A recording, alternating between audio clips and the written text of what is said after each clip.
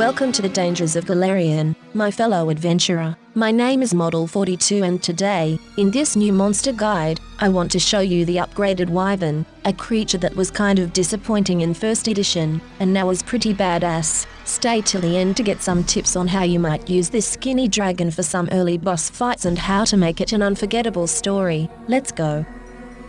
A wyvern is a venomous drake with a well-earned reputation for impatience and aggression. As much as 15 feet long and weighing up to 1,000 pounds, a wyvern's resilient body allows it to crash talons first into large prey without serious risk to itself. A wyvern uses its momentum to stun its target before injecting it with searing venom, or carrying it over the side of a nearby cliff. Because a wyvern lacks the strength to haul its prey all the way to its nest intact, it is far more likely to lift and drop its victim over a gully or canyon and let gravity do its work before it descends to pick apart the carcass. Conversation is of little interest to a wyvern, as the creature typically speaks only to taunt its prey, issue territorial claims, or demand tribute. Even so, many wyverns enjoy grim humor and tales of violent acts, particularly if those acts were committed by the storyteller. A wyvern properly appeased with meat, entertainment, and treasure sometimes agrees to provide assistance, ranging from giving directions to serving as a mount for a powerful humanoid.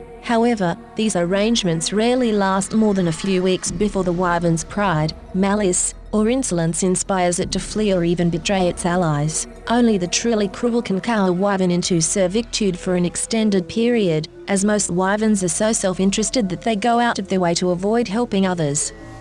This level 6 creature is of neutral evil alignment, is a large creature, and has the trait dragon, giving it immunity to being paralyzed and unconscious, which includes the sleep spell. It has a below-average perception, though it is aided by an imprecise, close-range scent, and can speak Draconic. Its skill only aid in hunting, with decent acrobatics, athletics and slightly underwhelming stealth, though it has a good armor class to protect its weaker body. Decent saving throws and the aforementioned immunities make it a decent hurdle to overcome, despite only being able to move 4 paces on the ground, or a whopping 12 in the air. Where it shines are its combat abilities, which we look at now.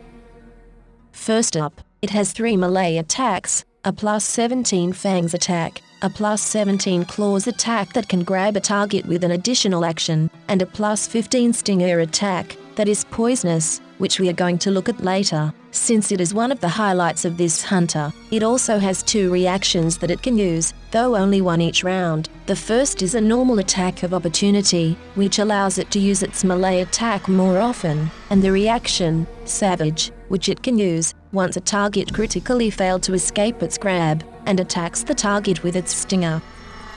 For 2 actions it can use the ability, Powerful Dive, which allows the wyvern to fly up to its movement speed of 12 paces, but it has to at least move toward 4 paces and descend 2 paces. Otherwise you cannot use this ability, if it ends that movement within melee range of its claw attacks, and the target is smaller than the wyvern, which would be medium or smaller in normal cases. It can attack with said claws. If it hits, for a free action, it can either automatically grab the target, or knock it prone. Both are amazing options and make this attack actually worthwhile. Good action economy.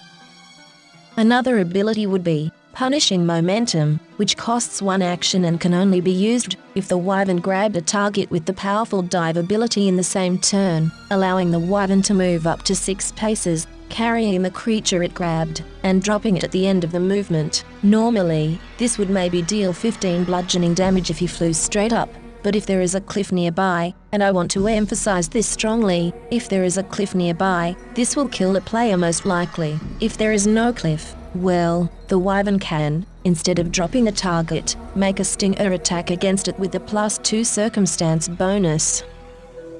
Again, with that poison, which is called Wyvern Venom, it is a very simple poison, and you save with a Fortitude DC of 22, the poison ending after 6 rounds, or after you saved against its lowest stage. The first stage deals 5d6 poison damage, the second stage deals 6d6 poison damage, and the third and last stage deals 8d6 poison damage, taking 5 to 48 damage a turn at level 6, and even later on, is actually very, very dangerous, and I love it. If your players do not fear this dragon, let them get poisoned once, and they regret laughing at all.